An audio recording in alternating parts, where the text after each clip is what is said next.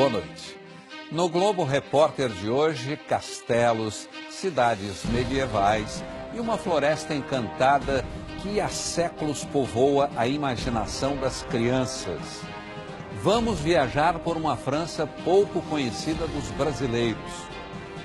Bretanha, a terra que produz a melhor manteiga do mundo e maravilhas culinárias que atraem visitantes de todo o planeta. As águas agitadas que assombram navegadores, habitadas por focas e golfinhos, sempre prontos a dar um espetáculo. A maior fortaleza da Europa, o encanto das cidades com mais de 2000 anos. O valor dos alimentos orgânicos, porque são cultivados com tanto empenho. Começamos nossa aventura por um dos símbolos desta França misteriosa. Como a maré sobe e transforma em ilha o castelo de Saint-Michel. Um monte sagrado, imponente, ou seria uma ilha?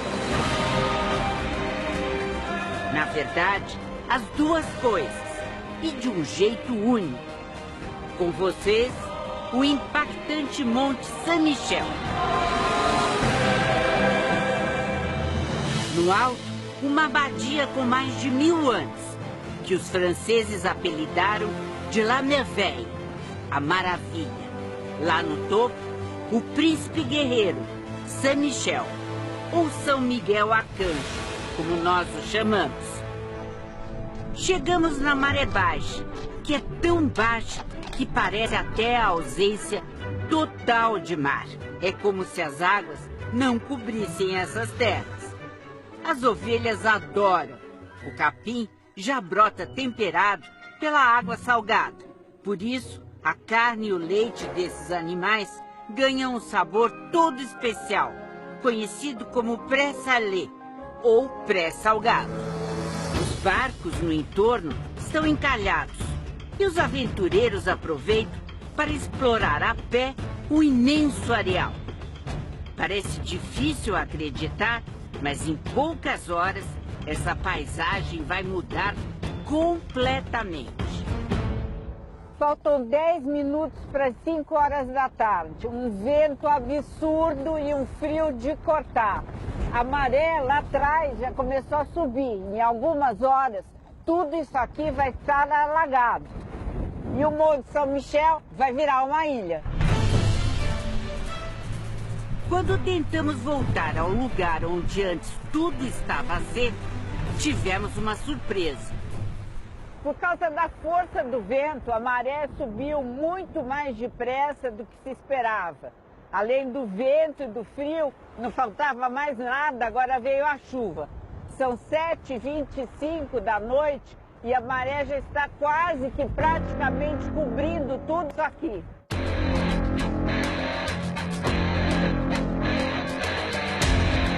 O movimento das águas, a dança das marés.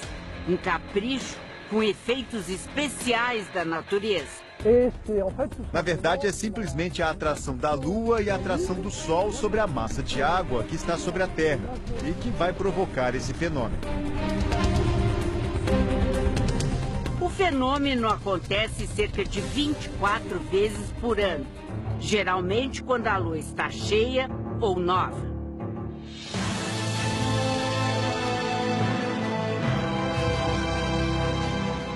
Ver o Monte Saint-Michel à noite é uma emoção para não se esquecer. Parece uma joia.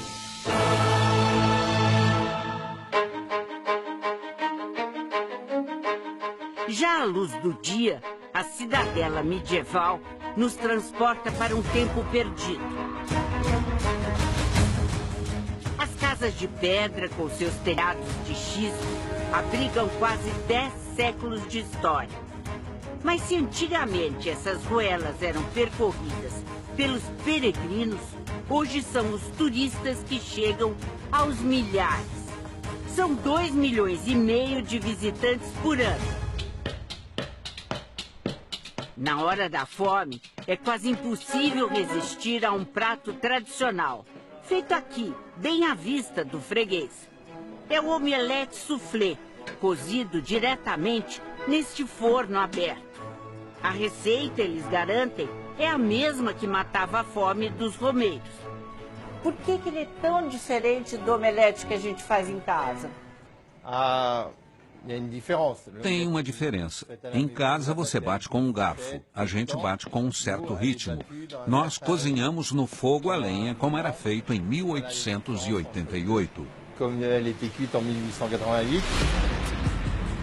O mau tempo faz o percurso até a abadia ganhar um ar mais misterioso e penoso.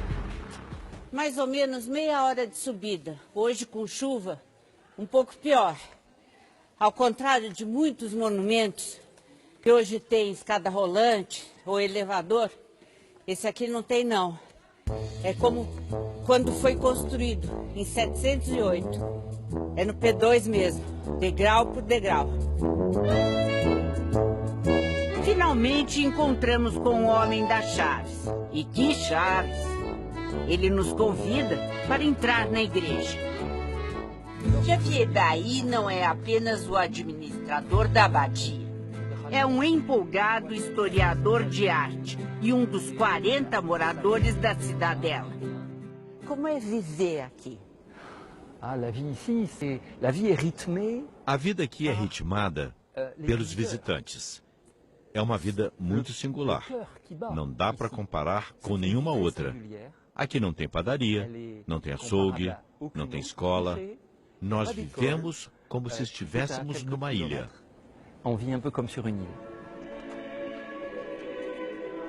O lugar, a música, mesmo para quem não é religioso, há uma emoção no ar, difícil de definir. Todos os dias, ao meio-dia, uma missa é rezada aqui. Mas já houve um tempo em que esse lindo prédio perdeu seu caráter sagrado. Logo depois da Revolução Francesa, ele foi transformado em prisão e 14 mil pessoas foram recolhidas aqui. Percorremos salas e corredores sombrios que um dia testemunharam momentos tenebrosos. Felizmente, uma grande restauração devolveu a vocação religiosa.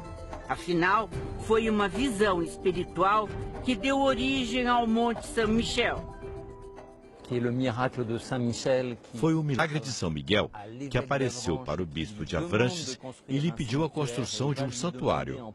Ele colocou o dedo sobre o seu crânio e ficou um buraco na cabeça de Aubert. O pedido do santo foi cumprido com todo louvor. Basta ver a singela beleza deste claustro.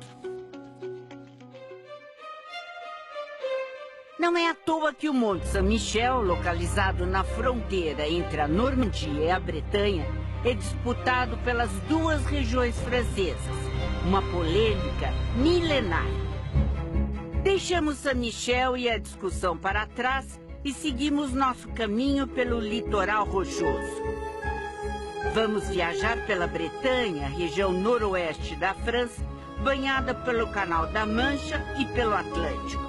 Ela é conhecida pelas lendas, a comida saborosa e pelos frutos do mar. Frutinhas silvestres enfeitam a estrada. Numa pequena praia, algumas pessoas parecem procurar algo na areia. Esperamos para ver o que é. A família Bretan chega com um saco cheio de caranguejos e moluscos. Escargot do mar. Ele conta que é a chamada pescaria a pé, comum na maré baixa, e que vai comer tudo à noite. Com pão e manteiga. Melhor mesmo garantir o jantar, já que os barcos parecem até brinquedos esquecidos na areia. E se o mar não está para peixes, um cobiçado molusco faz a festa na cidade de Cancale. Imagina o pessoal alucinado por ostra. Essa turma vem aqui, principalmente no fim de semana, nessa feirinha, escolhe uma das barracas, vai na barraquinha, eu vou escolher essa aqui, que é do Daniel. Escolhe entre os vários tipos de ostras, eu vou escolher essa aqui. Un assiette, s'il vous complet. Então, ele faz um prato desse aqui com 12 ostras, vai me custar mais ou menos R$24. Merci beaucoup. E aí, eles vêm com esse pratão. Merci, madame. Senta aqui nesse muro e come até se lambuzar. Olha a turma comendo aqui.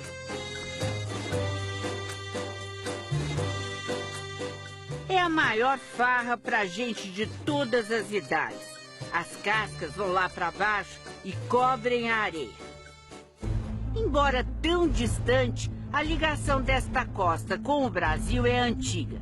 Foi aqui de Cancale que partiu Monsieur Daniel de Latouche, o ilustre fundador de São Luís do Maranhão. E da encantadora cidade de Saint-Malo saíram os corsários que invadiram o Rio de Janeiro em 1711. Agora imaginem a nossa surpresa quando ouvimos no centrinho de Saint-Malo este grito de guerra. Botafogo! Fogo! Fogo! Botafogo! Ele é francês, apaixonado pelo Brasil, pelo futebol e pelo Botafogo, claro. E é dono de um bar tão surpreendente quanto ele mesmo. Alguém já pensou em beber num bar acompanhado de uma figura assim? Pois aqui no café Classe Histérico Patrimônio Intergaláctico, isso acontece. E não é só um, é com 2.874 bonecos. Bonecos, bonecas de vários tipos e tamanhos. No meio de tudo, uma bandeira conhecida. Ordem e poder. E como é que você fala português assim? 11 anos no Brasil.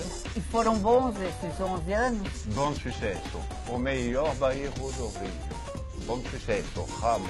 O povo maravilhoso. Eu falo do Rio porque estou mais carioca que os cariocas. É verdade que isso deixou uma marca em Sim. você para sempre? Tem uma marca aqui. Posso ver?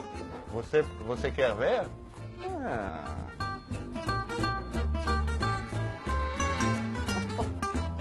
Como é que tem? O Pão de Açúcar. UHS. Ontem, hoje, para sempre. Uau! Valeu? Ah. O bar de Jean-Jacques fica num dos prédios mais antigos de Saint-Malo. Nem dá para notar que nessa cidadela medieval quase tudo foi reconstruído depois da Segunda Guerra Mundial. O porto foi um dos mais importantes do país.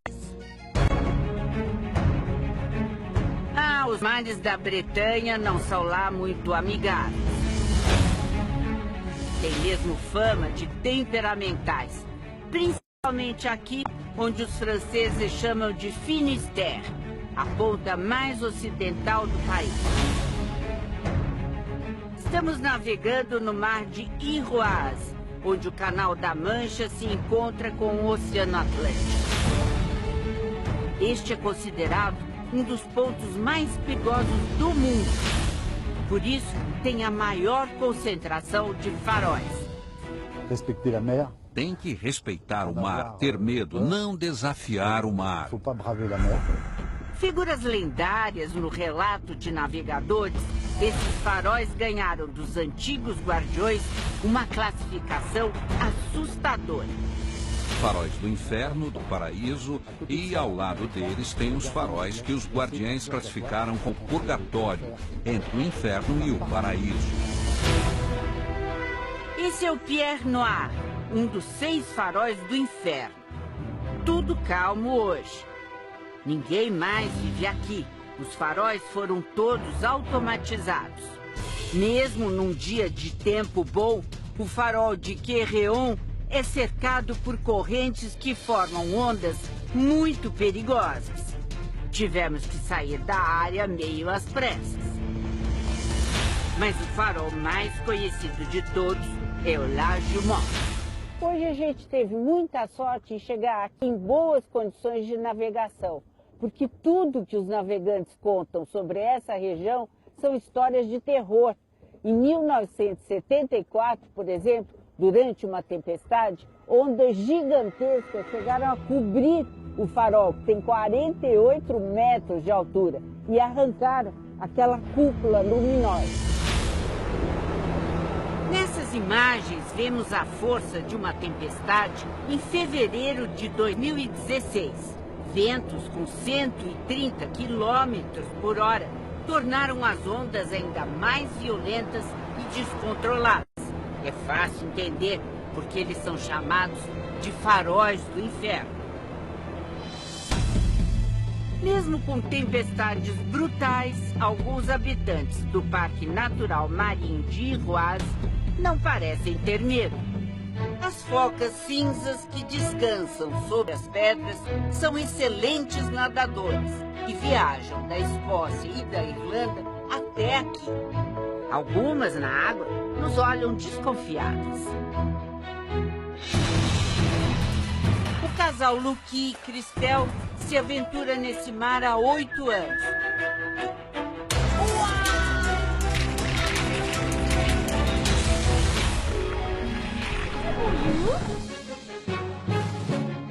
Cristel chama os golfinhos pelos nomes. On leur donne des noms, effectivement. Nós damos nomes. Cyrano, Mamabou, Biboul. Mamabou, Biboul. On les reconnaît. Alors... Nós o reconhecemos pela nadadeira do sal. Tem marcas bem definidas nas costas ou na cauda. Leur caudale ou leur dorsale. Là, Cyrano, là. Ouais! Hey, coucou, Cyrano! Hey, coucou! Et j'aime beaucoup Mamabou aussi. Gosto muito de Mamabou também. Entre os golfinhos é sempre um regime matriarcal. É sempre uma fêmea que é a cabeça do grupo. Eu acredito que Mamabou seja chefe. Não sei, mas acho que é. Valeu a pena enfrentar as ondas e o frio. E fomos presenteados com um espetáculo incrível dos golfinhos. Nossa, bebê! Eles saltam e nadam perto do bar. São cerca de 80 golfinhos, nariz de garrafa, que podem chegar até 4 metros de comprimento. Uma emoção que vamos guardar para sempre, na memória e no coração.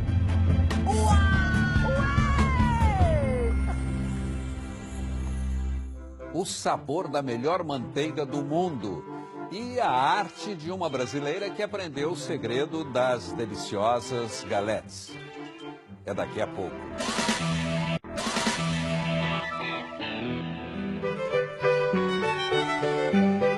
Dois 2000 anos de idade e ainda jovem e alegre. Prédios da Idade Média, num centro vibrante.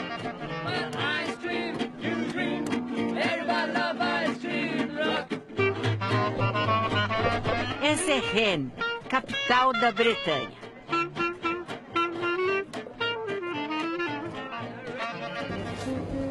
Há 4 séculos, sempre nas manhãs de sábado, esse é um dos grandes programas aqui em Rennes. Vim fazer compra nesse mercado.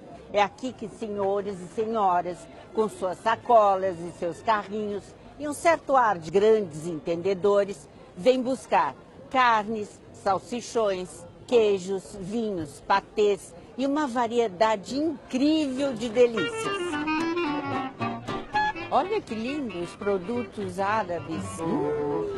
O Marché de Lis é um divertido ponto de encontro. E foi aqui também que nós encontramos a Marlúcia, essa cearense que vive há 15 anos em Rennes. E você se acostumou bem, se adaptou bem? Eu acostumei. O início foi um pouco difícil. Primeiro ano. Ela é dona de uma crêperie, um tipo de restaurante muito comum na Bretanha. E hoje veio buscar alguns ingredientes com seus fornecedores habituais. Tudo que eu uso na crêperie são orgânicos. No início, quando nós começamos, foi bem difícil. Há 10 anos atrás, os franceses não conheciam ainda esses produtos. Inclusive, tinha pessoas que sentavam para comer e diziam, é produtos orgânicos, eu não como isso. Enquanto que hoje, Eles vêm comer porque é orgânico. Então a mentalidade mudou um pouco, né? Com a determinação de uma boa cearense, ela faz questão de saber quem faz e de onde vem tudo o que compra. Nós trabalhamos com Veronique já faz 10 anos. Desde o início que nós começamos, nós trabalhamos com ela. E o mesmo cuidado com o pão. Pedacinhos de laranja e esse é o natural. E com o peixe? Uma delícia, também orgânico. Nós trabalhamos com esse salmão. Ela tem razão. É tudo delicioso. Bom. É bom? Bom. É bom? É bom. Vale a pena parar de gravar para você experimentar. Com essas maravilhas tão calóricas, como manter a linha? Por incrível que pareça, a Bretanha registra o menor índice de obesidade da França. Para esse pesquisador, o segredo é o equilíbrio. Na Bretanha, a alimentação é frugal, sem excesso. É também uma região que consome derivados de leite, que fazem bem. Até mesmo a manteiga é um bom alimento, que pode ser comido sempre. A questão é a quantidade na torrada. Mas como comer só um pouquinho, se dizem que essa é a melhor manteiga do mundo? Jean-Yves Bourdieu é filho e neto de produtores de manteiga e queijo. E adora samba.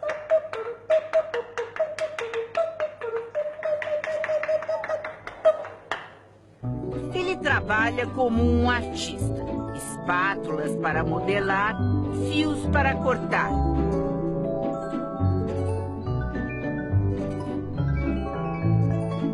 Na loja, uma espécie de museu conta toda a história da manteiga. É para entender que na Europa, a manteiga é um alimento essencial. Nada de modernidade. A manteiga é feita como no passado. Para bater e misturar o creme, uma peça que a indústria tinha aposentado. A manteiga Bourdieu precisa de 72 horas. Já a industrial, só 6 horas. Matéria-prima, leite orgânico, de vacas que comem pasto e feno. O leite ganha uma qualidade excepcional.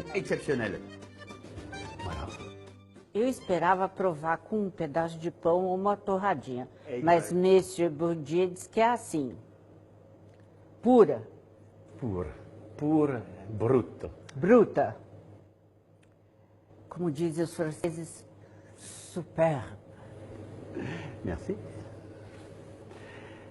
Obrigado.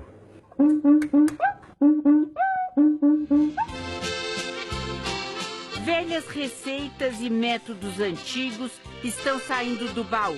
Na Bretanha, essa é a tendência atual na produção de alimentos. Os agrotóxicos chegaram na Segunda Guerra. Eu prefiro fazer como meus avós, quando não tinha produtos químicos.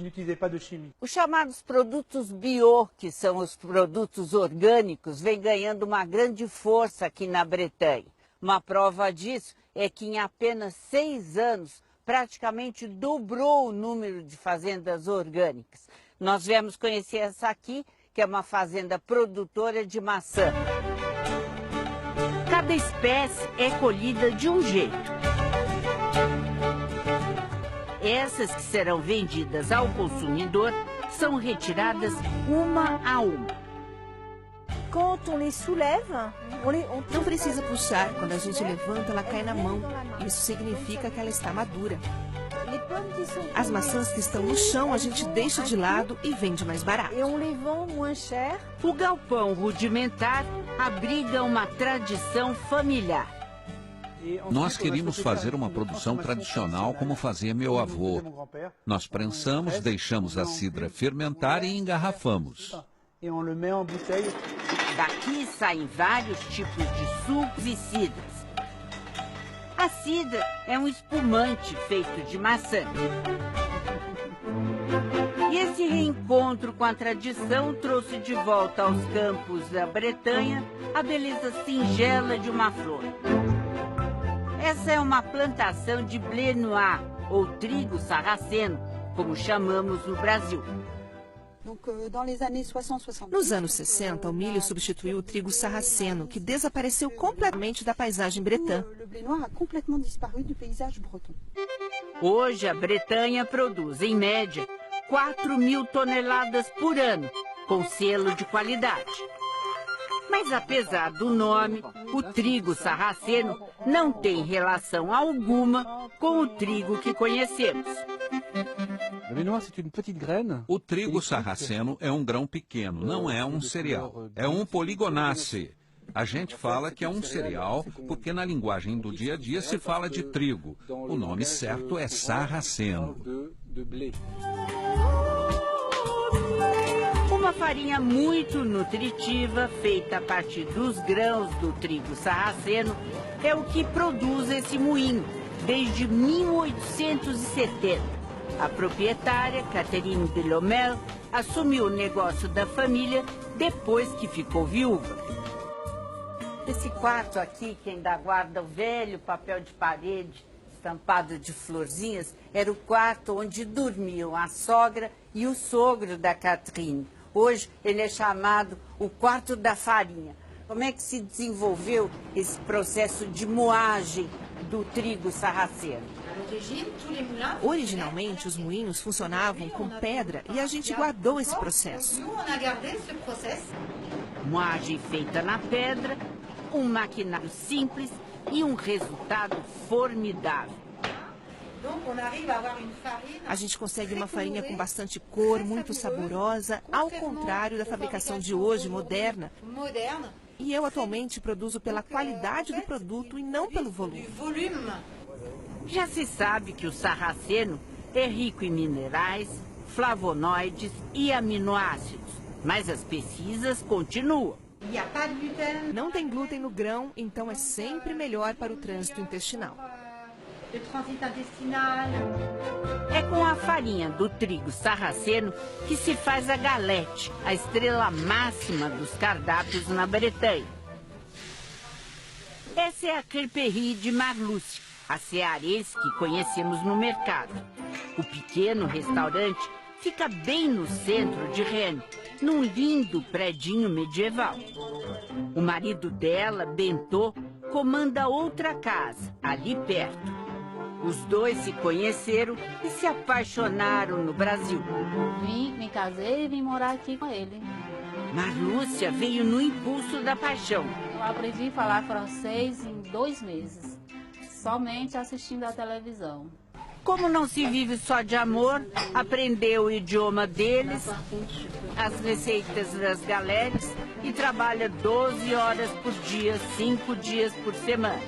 Mas ela tem a ajuda de 2 jovens franceses. Você está ensinando as tuas receitas e um pouco de português para eles ou não? De vez em quando eles falam ai, ai. Ai, ai, eu começo. Ai, ai, só isso. Agora que já contamos toda essa história, vamos ao que interessa. É como a nossa panqueca, mas é mais fininha, talvez mais sequinha e mais crocante.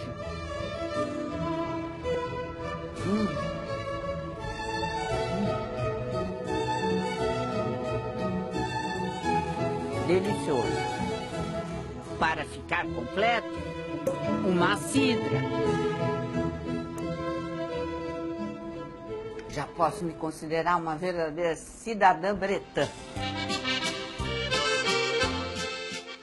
A beleza das cidades medievais e o trabalho dos voluntários que fabricam um suco de maçã para ajudar uma creche brasileira. Voltamos já já.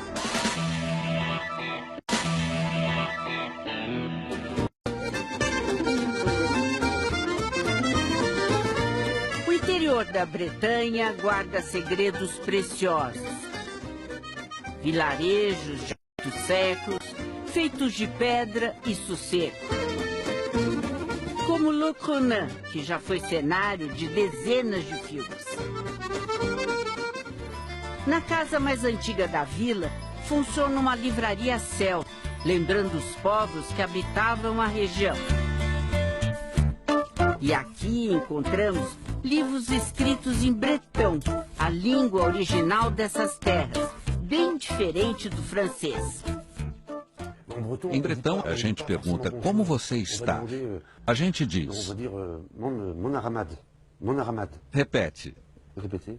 Mon armad. Très bien, magnifique. Para que a língua antiga fique mais presente, as placas nas ruas estão em francês e bretão. Quimper significa confluência de dois rios. E é o nome dessa cidade de 2000 anos. Nas águas, as cores de outono são multiplicadas. No centro, a catedral gótica é majestosa.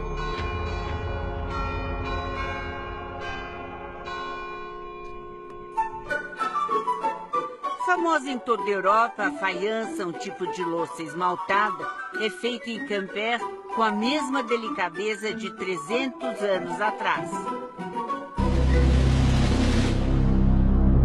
A história da Bretanha, última região a ser anexada à França, pode ser vista também através de construções impressionantes. 17 castelos fortificados faziam a proteção da fronteira entre a Bretanha e a França, o que mostra a decisão do povo bretão de resistir às invasões. De todos eles, Fougères é o mais importante. Até hoje, é a maior fortaleza da Europa. Ao todo, 11 torres. Proteção máxima. A parte mais antiga, com pequenas casas, fica em volta da fortaleza. Fougères começou a ser erguido no começo do primeiro milênio e é um patrimônio cultural único. Mas no elegante château de Montboin, a história é outra. Um rico pomar, um imenso jardim e uma ponte afetiva com o Brasil. É aqui que, todos os anos, 2 franceses iniciam uma rede de solidariedade para ajudar uma creche em Pernambuco. É a Associação Amigos de Jussaral, que une a Bretanha ao Cabo de Santo Agostinho, em Pernambuco. Tudo começou há 32 anos, quando Christopher foi para o Brasil pela primeira vez. Eu viajei com um amigo de infância, em 84, para conhecer o Brasil e também para participar de um projeto social. Em Pernambuco, Christopher conheceu Colette Cata, uma freira francesa. Tentar não fazer perder a esperança.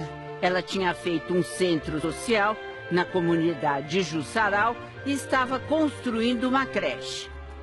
Fiquei 5 meses para participar com os operários a levantar a creche. E voltando para a França, conversando com os amigos, eu falei para eles, é interessante, vamos ajudar. Então, foi assim que nasceu a associação. E na associação veio a ideia, fazer um suco e reverter para a creche toda a arrecadação da venda. Suco de maçã. E é aí que entram os donos do lindo castelo. Discretos, não quiseram dar entrevista. Eles doam as maçãs do pomar para fazer o suco.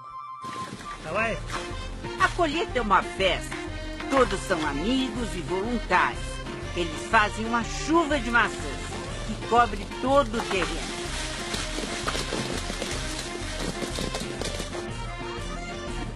Depois é só recolher. São cerca de 20 toneladas de frutas. O suco é engarrafado e vendido pessoalmente por todos os participantes. A venda do suco rende 12 mil euros por ano. O complemento vem de doações e também as adesões. A irmã Colette Cata faleceu em novembro deste ano. Mas a creche que ela criou em Jussaral e que os amigos franceses ajudaram a manter, continua a atender cerca de 90 crianças. A atual responsável pela creche, Severina da Conceição, conta que o dinheiro arrecadado pelos franceses é fundamental. Sem ele a gente não vive, não. Ele faz 30 anos, né, que eles nunca deixaram de dar uma ajuda. Os donos desse pomar conhecem lá a comunidade Jussaral? Não conhecem? Não. E tudo isso vai de coração. De coração. Exatamente. É quase um creme da fruta, muito concentrado. 1,5 kg de maçã para cada litro de suco. É muito bom. Saúde.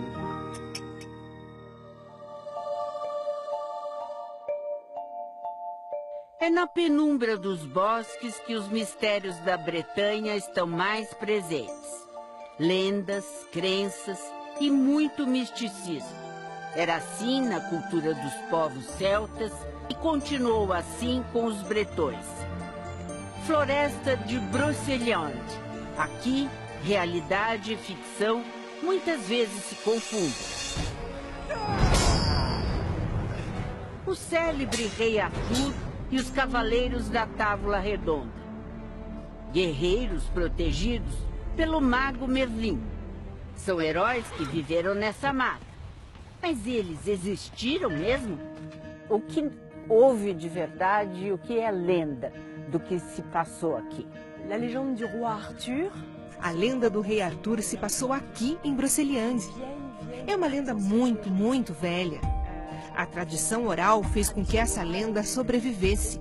E o território é esse aqui.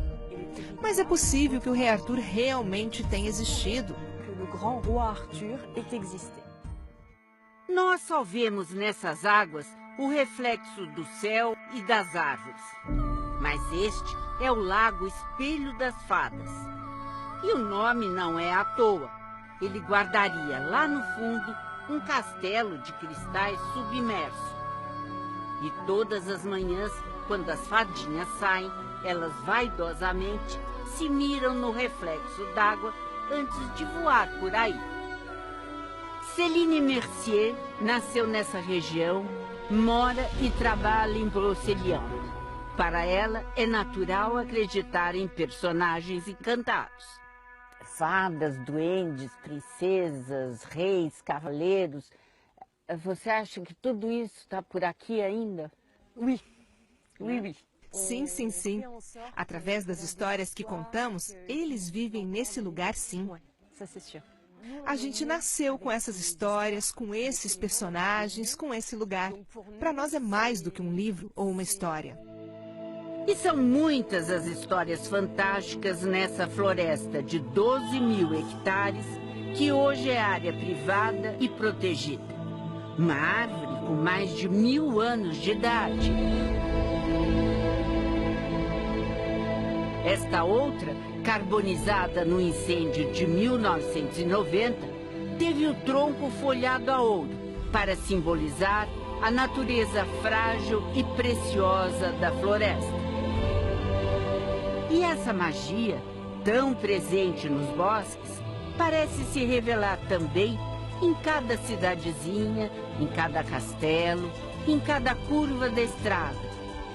A tranquilidade faz essa região ter uma das melhores qualidades de vida da França. Um povo simpático, marés incríveis, golfinhos espetaculares, uma identidade ancestral sempre preservada. Tudo isso faz da Bretanha um lugar que seduz a todos que se aventuram por seus caminhos.